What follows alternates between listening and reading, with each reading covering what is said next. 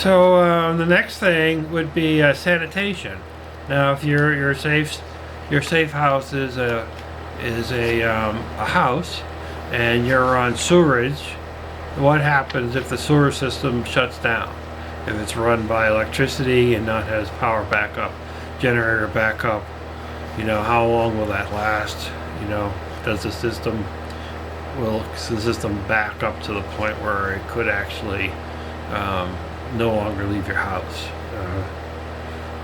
I don't have sewerage, so I'm picturing the last time I did. I can imagine eventually it could be a problem. It depends on how long the disaster lasts. The next thing is, if you're in a house and you've got a septic system, you're probably fine for that. You just want to take good care of it so it's not something that's going to fail on you. The next thing would be composting toilets. If you have a bug out location and you just don't have a facility there that have a septic system in it yet, composting bathrooms are a really good thing. There's a couple of really good books out there.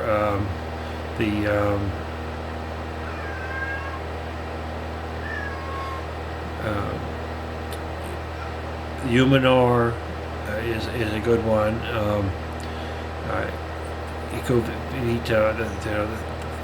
We started off with Humanor, and then we moved on to these urine separator toilets, which basically separate the urine from the poop and the paper and all that, and it actually is easier to break down and compost. And then the urine is diluted with water and used as a fertilizer for various, either your plants or just even a tree or something. But it's a good way to go.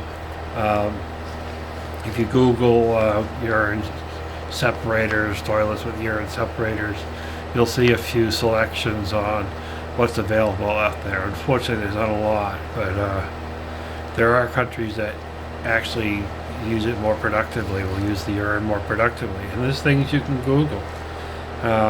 Digging a hole and going the old way isn't really a great way to do it, because you end up contaminating the groundwater along the surface. You would do it in a pinch. Yep.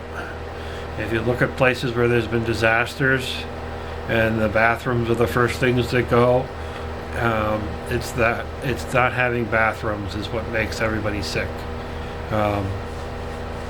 So it's a good idea to have that in place, have something in place where a bathroom, and people kind of like to have a bathroom. They're willing to do a lot of things for you throughout the day on survival if they can go have a nice clean bathroom.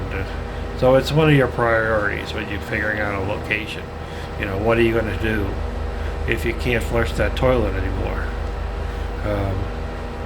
or you don't even have the option? So it's one of your priorities: water, toilet. Be able to shower someplace good. I mean, you can do those solar showers. Those are possibilities. You can have a pond or something like that. But depending on the level of sensitivity that your family members or friend members are, you look around. You look around at places that have had disasters, and you look at people could stand in line and get a bag of rice and a couple of bottles of water, but the bathroom situation is a big problem, and it's what makes people sick. People just doing it wherever they feel like it. It just gets everybody sick real quick. So that's your sanitation. Serious type of stuff.